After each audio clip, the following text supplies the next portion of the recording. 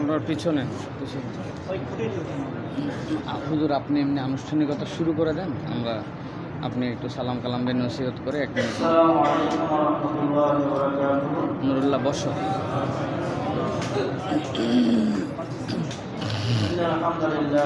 আলহামদুলিল্লাহ কাফা ওয়া সালামুন আলা ইবাদিল্লাযিনা ইসতাফা, আম্মা বা'দ। সম্মানিত উপস্থিতি,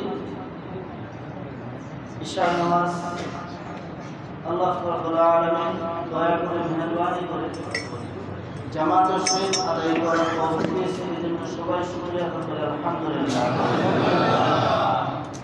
এরপরে আবারও আল্লাহ তাআলা বিশাল একটি সুযোগ করে দিয়েছেন উলামায়ে কেরামের মজলিসে দ্বীনের নিসবতে কিছু দ্বীনি আলোচনা শোনার জন্য। এমন একটি স্থানে, এমন একটি ঘরে বসার মতো তৌফিক দিয়েছেন যে এই দ্বীনি আলোচনা শোনার জন্য আল্লাহ রাব্বুল আলামিন যে ব্যবস্থা করে দিয়েছেন, মেহেরবানি করেছেন আমাদের উপরে। এই জন্য আবারও শুকরিয়া করি আলহামদুলিল্লাহ। যখন কৃতজ্ঞতা জ্ঞাপন করবো, আল্লাহ রাব্বুল আলামিন নিয়ামতকে আরো বাড়িয়ে দেবেন, আরো প্রসার করে দেবেন, প্রশস্ত করে দেবেন। আর যখন সংকীর্ণতা করবো, নিয়ামতের শুকরিয়া আদায় করবো না, কৃতজ্ঞতা জ্ঞাপন করবো না, আল্লাহ রাব্বুল আলামিন কঠিন আযাবের ব্যবস্থা রেখে দিয়েছেন। হযরত যে এসেছেন আসলে মূলত আমাকে চেনে না, উনি আমাকে চেনে না। আজকের প্রথম সাক্ষাৎ, আলহামদুলিল্লাহ। এখন তো ওলামায়ে কেরাম, দ্বিতীয়ত উনি এত টাইট লাগবে। আল্লাহ রাব্বুল আলামিনের দরবারে এখানে আশা করতে পারি দেখ এখানে যে ওনার প্রতি আলোচনা কোরআন এবং হাদিসের মধ্য থেকে হবে এবং শেষ দোয়া হবে। আমার দৃঢ় বিশ্বাস এই দোয়া আল্লাহ রাব্বুল আলামিনের দরবারে কবুল হবে, যেহেতু মুসাফির। এর জন্য আমরা সকলেই খুব মনোযোগের সাথে ওনার আলোচনাগুলো শ্রবণ করার চেষ্টা করবো এবং তখন যে আমরা আল্লাহ রাব্বুল আলামিন লাইট আপ জ্বালা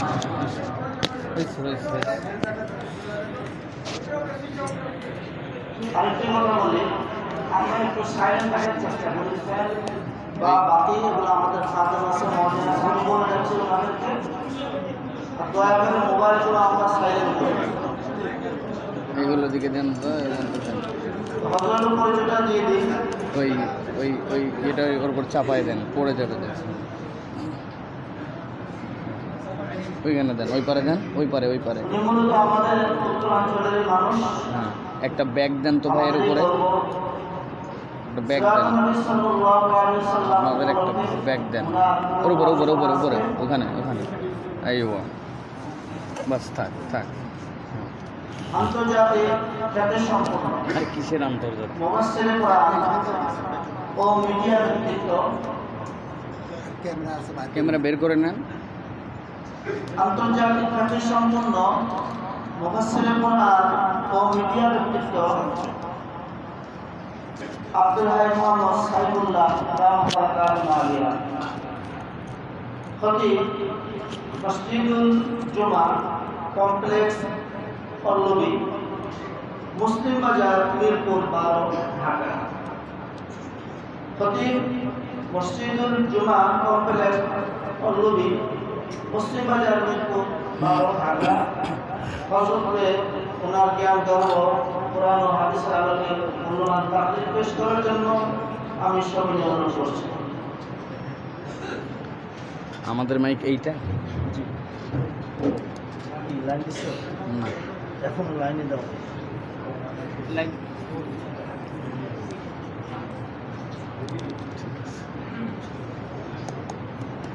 কই শুনে তো এটাও বন্ধ হয়ে গেছে।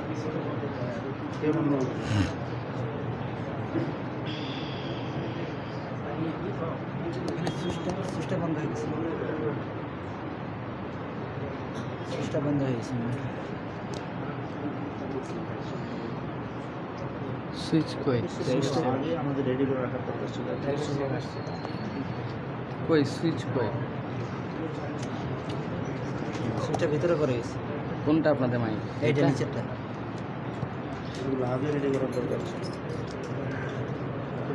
আমি জানতাম না। সুইচ তো অনই আছে, সুইচ অন আছে।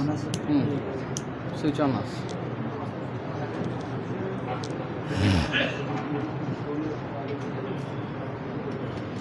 আসেন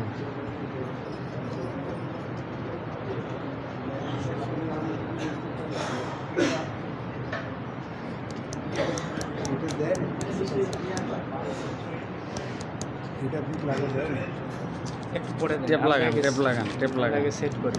হ্যালো চেক, হ্যালো সাউন্ড দেন, সাউন্ড দেন, সাউন্ড নাই। সাউন্ড দেন। মাইক অপারেটর নাই।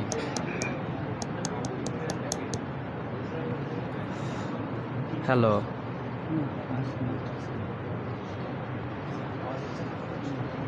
এটাতে হচ্ছিল, এটাতে হচ্ছিল।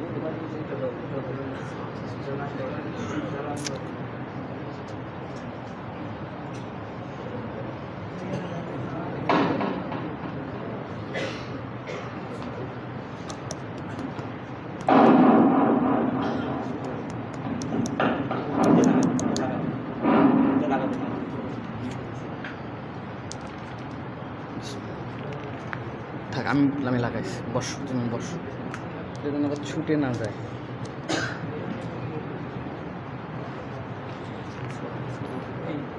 Hello check, hello.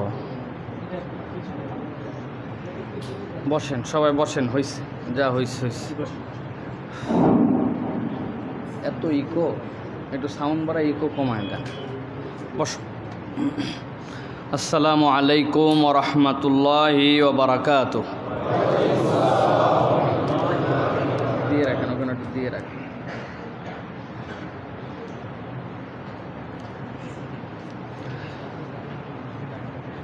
ইন্নাল হামদালিল্লাহ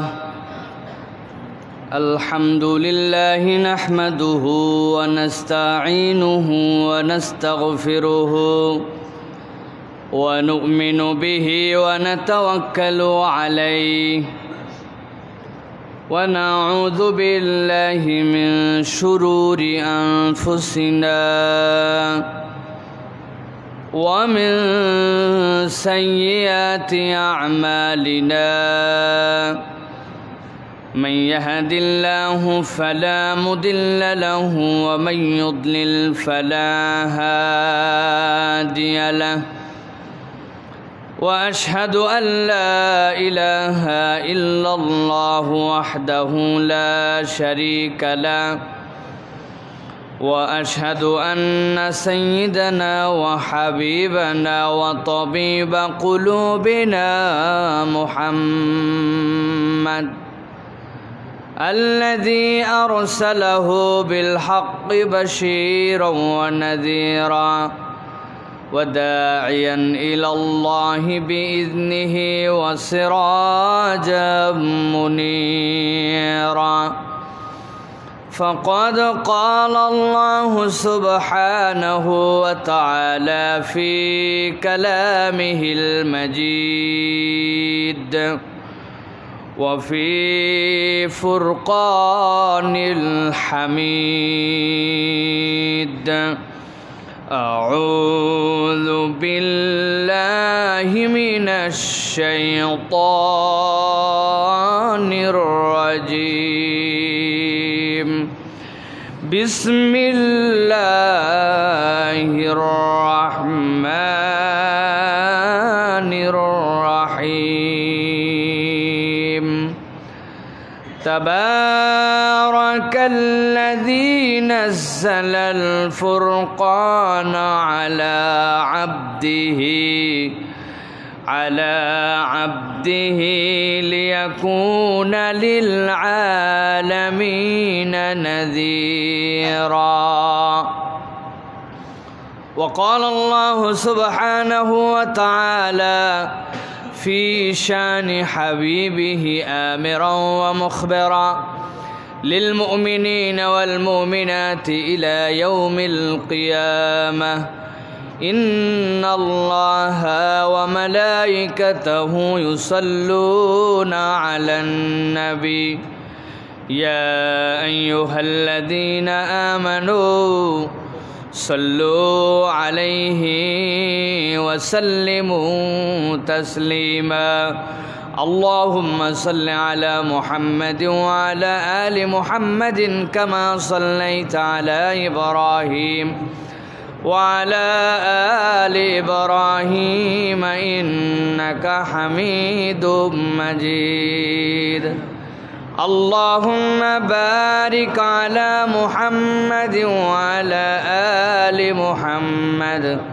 كما باركت على إبراهيم وعلى آل إبراهيم إنك حميد مجيد الحمد لله দয়াময় মেহেরবান মাবুদ আল্লাহ রাব্বুল আলামিনের শুকরগুজার হচ্ছে যে আল্লাহ রাব্বুল আলামিন আমাদেরকে সমগ্র পৃথিবীর মাঝে আল্লাহ রাব্বুল আলামিনের সর্বশ্রেষ্ঠ সৃষ্টি মানুষ বানিয়ে আল্লাহ রাব্বুল আলামিন এই মানুষের মাঝ থেকে সর্বশ্রেষ্ঠ মানুষ ঈমানদার বানিয়ে আল্লাহ রাব্বুল আলামিনের সবচেয়ে পছন্দনীয় স্থান মসজিদে আল্লাহ রাব্বুল আলামিনের সবচেয়ে পছন্দনীয় মাজালিসুজ জিকিরে আমাদেরকে সুস্থ রেখে আল্লাহ রাব্বুল আলামিনের কথা শোনার জন্য আসার বসার মন মানসিকতা যোগ্যতা সময় এবং পরিবেশ দান করেছেন সেই রব্বুল আলামিনের কাছে সর্বাগ্রে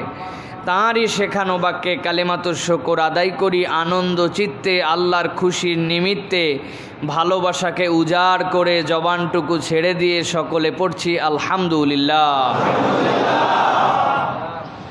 দরুদ এবং সালাম বর্ষিত হোক আকায়ে নামদার তাজেদারে মদিনা আপনার আমার প্রিয় রাসূল জনাবে মুহাম্মদুর রাসূলুল্লাহ সাল্লাল্লাহু আলাইহি ওয়াসাল্লামের প্রতি। সম্মানিত হাজিরিন, এশার সালাত হয়ে গেছে, এখন আমাদের ঘরে ফেরার সময়। সেই সময়টুকুতে আল্লাহ রাব্বুল আলামিনের জন্য যে আমরা বসতে পেরেছি, এই পাড়াটা আল্লাহ রাব্বুল আলামিনের দেওয়া একটা বিশেষ নিয়ামত, ঠিক কি না? আমি আমার ভাষায় বলি অনেক সময় যে দেখুন, আল্লাহ রাব্বুল আলামিনের শুকরিয়া যদি বান্দারা এই রকম পরিবেশে এই সিজনে আল্লাহ রাব্বুল আলামিনের শুকরগুজার বান্দা যদি আমরা না হতে পারি, তাহলে আমাদের জীবনে আর কোনো সুযোগ আসবে না। মনে হয় যেই সময়ে আমরা আল্লাহর এর থেকে বেশি কৃতজ্ঞ হতে পারি। অনেকের কাছে বিষয়টি পরিষ্কার নয়, আমি একটু উদাহরণ দেই, তাহলে আপনাদের কাছে বিষয়টা পরিষ্কার হবে। দেখুন, আপনাদের কাছে আমি জিজ্ঞাসা করি, বলুন তো ভাই, ইউরোপ আমেরিকা যে সকল দেশ আছে, এই ইউরোপ আমেরিকার এই দেশগুলি জ্ঞানে বিজ্ঞানে আমাদের থেকে পিছিয়ে না এগিয়ে? তাদের দেশের আবিষ্কার, তাদের দেশের বৈজ্ঞানিক তত্ত্ব, তাদের দেশের ইঞ্জিনিয়ারিং আমাদের থেকে এগিয়ে নাকি পিছিয়ে? তাদের দেশের মানুষরা আমাদের এই দুনিয়াবি হাইসিয়াতে আমরা যতটুকু বুঝি, আমাদের শিক্ষিত বেশি না তাদের শিক্ষিত বেশি?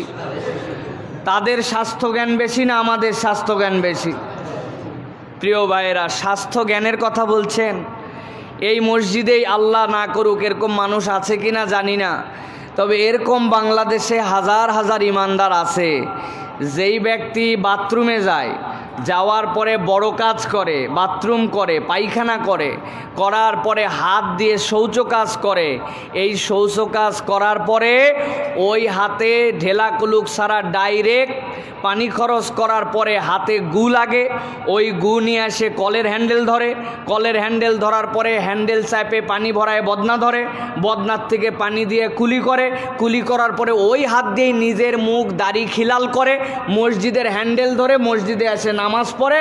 এই রকম নাজাসাতে হাকিকিত থেকে পাক পবিত্র হওয়ার বিধান এখন পর্যন্ত রপ্ত করতে পারে নাই, এরকম ইমানদার আছে কিনা? আছে? বলেন তো ভাই, এই নাজাসাতে হাকিকি যদি আপনি মাটি না মারেন, সাবান না মারেন, আপনি যদি ডাইরেক্ট এখানে গু লাগে, ওই গু দিয়ে যদি আপনি কল ধরেন, তো কল পাক না না পাক? বদনা পাক না না পাক? আপনার মুখের মধ্যে লাগাইছেন, ওইটা দিয়ে খিলাল করে আপনার মুখ পাক না না পাক? মসজিদের মধ্যে এসে সিজদা দিছেন, ওই গুয়ের অংশ যদি থাকে নাজাসাতে হাকিকি, যেই প্যান্ডেলে আপনি যেই জায়নামাজের ম্যাটের উপরে হাত দিছেন, ওই জায়নামাজ পাক না না পাক? এইরকম মুসলমান আছে কি না? আছে মানে কি? আজকেই দেখছি আপনাদের মসজিদে এসে, খেয়াল করে দেখলাম মসজিদের বাথরুমের ভিতরেও সাবান নাই, কিন্তু অনেক সাবান দেওয়া আছে অজুখানায়। উনি বাথরুমে নিশ্চয়ই বড় কাজ সারার জন্যই গেছে, তাছাড়া বাম হাত উজু করে কেন নিয়ে আইছে? প্রস্রাবখানা তো আলাদা। তো বাথরুম সারলো, সারার পর খেয়াল করলাম কোন পর্যন্ত যায়, দেখলাম হ্যাঁ আসলো। আসার পরে আমি সাবান দিয়ে হাত ধুলাম, উনি ধুলো না, ওইটা দিয়ে কল ছাড়ে ওইটা দিয়ে সুন্দর করে অজু করে আসলো। আছে? কেন এটা বললাম? এই জন্য বললাম, এই রকম পাক জ্ঞান যাদের, এই রকম লোকদেরকেও এই রকম প্যান্ডামিকের সময়, এরকম মহামারীর সময়ে বলেন তো মানুষজন বাংলাদেশে বেশি মরছে না আমেরিকা, কানাডা, ইউরোপে বেশি মরছে? আল্লাহ রাব্বুল আলামিন যদি আমাদের প্রতি দয়া না করতেন, রহম না করতেন, অনুগ্রহ না করতেন, এতগুলো মানুষ একসাথে বসে আজকের এই মাহফিলে আসা বসা কথা শোনার কোনো সুযোগ ছিল? আমি তো আমার ভাষায় বলি, মরলে দাফন করার জায়গা পাওয়া যেত না, বাংলাদেশের নাম হতো গোরস্থান। কি গোরস্থান এই দেশে? কারণ এত কোটি লোকের আপনি কবর দিবেন কোথায়? কোনো হুজুর পাওয়া লাগতো না, হুজুর আগেই মরেছে। ইউরোপ আমেরিকায় খবর নিয়ে দেখেন, প্রত্যেক দিন আক্রান্ত হয়েছে হাজার হাজার, মরছে শত শত। এক একটা লাশকে ঘরের মধ্যে থেকে 999-এ কল করছে, পুলিশরা এসে, রেড ক্রিসেন্টের লোকেরা এসে সিরিয়াল দিয়ে, নম্বর দিয়ে, ফরমালিন দিয়ে নতুন করে একটা প্যাকেটের মধ্যে ঢুকায় বলছে যেদিন কল আসবে ওই দিন যোগাযোগ করেন, ওই দিন অন্তঃক্রিয়া হবে, ওই দিন কবর হবে। 15 দিন পরে সিরিয়াল পাইছে, তারপরে দাফন হয়েছে। ফাঁকা ফাঁকা দেশ, বাংলাদেশের থেকে 52 গুণ বড়, অর্ধেক লোক। আর এই ছোট্ট দেশের মধ্যে 15-16 কোটি লোক। এই মানুষদেরকে আল্লাহ যদি রহম না করতেন, তাহলে আমাদের কি বাঁচার কোনো উপায় ছিল? তাহলে আল্লাহ রাব্বুল আলামিনের কৃতজ্ঞ হতে হবে কি না? এখনো যদি আল্লাহ রাব্বুল আলামিনের আমরা কৃতজ্ঞ না হই, তাহলে আমাদের আর কৃতজ্ঞ হওয়ার কোনো সময় নাই। এখানে কৃতজ্ঞতার আরেকটা জিনিস বলে রাখি। কেমন আছেন ভাই? আলহামদুলিল্লাহ। কেমন চলতেছে? আলহামদুলিল্লাহ। ভালো আছেন? আলহামদুলিল্লাহ। মনে করছি বাবা আমি আল্লাহর যে কৃতজ্ঞ বান্দা, কথায় কথায় খালি আলহামদুলিল্লাহ বলে যাই। সব সময় এই মুখের কথাটুকু বলাই কেবল কৃতজ্ঞতা হয় না, সব সময় মুখের এই বলায় হামদ হয় না। হামদের একটা ডেফিনেশন আছে, হামদের একটা সংজ্ঞা আছে। আল্লাহ রাব্বুল আলামিনের কৃতজ্ঞতার একটা রূপ হচ্ছে যে বান্দা আল্লাহ যা বলছেন তা মানে, আল্লাহ যা নিষেধ করেছেন সেখান থেকে সরে যায়, জীবন থেকে প্রত্যেক দিন একটা না একটা পাপকে ছেড়ে দেয়। This is one of the meaning of আলহামদুলিল্লাহ। এইটা যদি আপনি না করতে পারেন, খালি মুখ দিয়ে আলহামদুলিল্লাহ বলার দ্বারা আল্লাহর প্রতি পূর্ণাঙ্গ কৃতজ্ঞ হওয়া হয় না, ঠিক কিনা? আগের মতোই নামাজ পড়ে না, আগের মতোই মিথ্যা কথা বলে, আগের মতোই সুদ খায়, আগের মতোই ঘুষ খায়, আগের মতোই পিতামাতার সাথে খারাপ আচরণ করে, আগের মতোই ব্যবসায় টাউটামি করে, আগের মতোই নামাজে গাফলতি করে, আগের মতোই নামাজে ঠিকমতো হাজিরা দেয় না, আগের মতোই আল্লাহর দিকে ফেরত আসে নাই, আল্লাহ রাব্বুল আলামিনের বিধিবিধান পালন করে না, ফ্যামিলির মধ্যে ইসলাম নাই, এলাকার মধ্যে ইসলাম নাই, আমলে ইসলাম নাই। কেমন আছেন ভাই? আল্লাহ এখনো করোনার থেকে বাঁচায় রেখেছে, আলহামদুলিল্লাহ। হইছে আলহামদুলিল্লাহ, হইছে আলহামদুলিল্লাহ। রাগ করতেছেন? আমরা আমার কথার ধরনই এইরকম ভাই, রাগ করলেও কিছু করার নাই, একদিনের জন্যই আসছি। যা রাগ যা ডোজ এই দিন দিয়ে চলে যাব, আমার আর তো কোনো সমস্যা নাই। জায়গায় সমস্যা আছে ইনশাআল্লাহ। প্রিয় ভাইরা, তাহলে আল্লাহ রাব্বুল আলামিনের কৃতজ্ঞ হতে হবে, আমাদেরকে হামদ আদায় করতে হবে। তবে এই মুখের হামদের অনেক বড় দাম। হুজুর এশার নামাজের মধ্যে তেলাওয়াত করছেন সেই আয়াতে কারিমা, 2টা আয়াতে কারিমাই নবীজির শানের মধ্যে, প্রথম রাকাতেও দ্বিতীয় রাকাতেও। আল্লাহ বলছেন সকাল সন্ধ্যা এই মুখ দিয়েও আল্লাহর জিকির করে, এইটাও আল্লাহর অনেক বড় প্রশংসা। বলেন আলহামদুলিল্লাহ। প্রিয় ভাইয়েরা, সংক্ষিপ্ত সময়ে আজকে আমরা যে বিষয়ে কথা শুনব সে বিষয়টা আমি মনে করেছি বলবো আজকে আপনাদের কাছে ঈমান বির রিসালাহ, রাসূলুল্লাহ সাল্লাল্লাহু আলাইহি ওয়াসাল্লামের প্রতি ঈমানের ধরন কি হবে এর উপরে আপনাদের কাছে 30, 35, 40 ঊর্ধ্বে গেলে 1 ঘন্টা আপনাদের কাছে কথা বলতে চাই। আছেন আপনারা? আছেন ইনশাআল্লাহ? প্রিয় ভাইয়েরা, দেখেন আমরা ছোটবেলার থেকে কতগুলো হাদিস আমরা শুনেছি এবং আমরা জানি। যেমন আমরা জানি বুনিয়াল ইসলাম আলা খামসিন, শাহাদাতি আল্লাহ ইলাহা ইল্লাল্লাহ ওয়া আন্না মুহাম্মাদান আবদুহু ওয়া রাসূলুহু।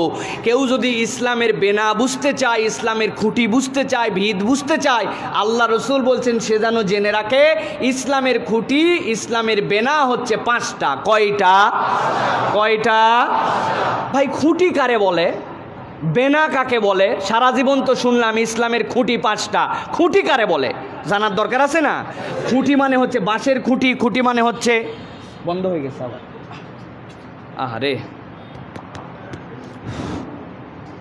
একটু সাউন্ডটা দেখ, কাজ করতেছে না।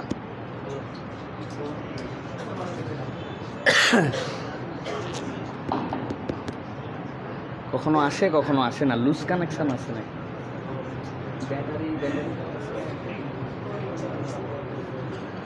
ব্যাটারি দুর্বল হয়ে গেছে।